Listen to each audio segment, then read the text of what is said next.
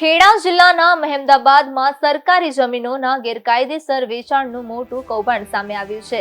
સિંચાઈ વિભાગની સેક્શન કોલોનીની જમીન પર કબજો કરીને તેનું બારોબાર વેચાણ કરવામાં આવ્યું હોવાનો આરોપ છે। આ જમીન વર્ષ 1975માં સરકાર દ્વારા સંપાદિત કરવામાં આવી હતી, પરંતુ 7/12 ઉતારામાં વડીલોના નામો રહી જવાથી આરોપીઓએ તેનો ફાયદો ઉઠાવ્યો હતો। પરિવારજનોએ વારસાઈ કરાવીને નામો દાખલ કર્યા અને જર્જરિત મકાનો તોડીને ગેરકાયદેસર કબજો કર્યો। આરોપ છે કે આ જમીન મહેમદાબાદના એક વ્યક્તિને વેચી દેવામાં આવી હતી। સબ રજિસ્ટ્રાર અને મામલતદાર કચેરીમાં આ વેચાણની નોંધ કેવી રીતે થઈ તે મોટો પ્રશ્ન છે। પાટવાડી ગામના 7 અને મહેમદાબાદના એક વ્યક્તિ સામે મહેમદાબાદ પોલીસ સ્ટેશનમાં ફરિયાદ નોંધાઈ છે।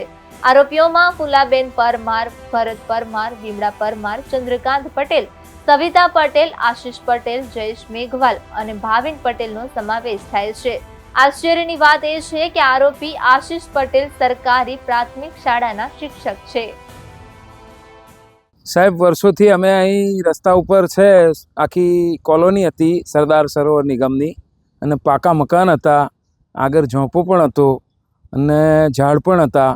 એ છેલ્લા હું 1-1.5 વર્ષથી જોઉં છું કે આ તોડફોડની પ્રવૃત્તિઓ ચાલતી હતી। વચ્ચે કાટમાળ પણ ભરાઈ ગયો, અને અત્યારે મેં સરદાર સરોવર નિગમનું બોર્ડ માર્યું, જાહેર નોટિસ, પણ આ જમીન તો વેચાઈ પણ ગઈ। ત્યાં સુધી કોઈ સરકાર જાગી નહીં, અને હવે ઘોડા છૂટી ગયા પછી તારો મારવા આવ્યા।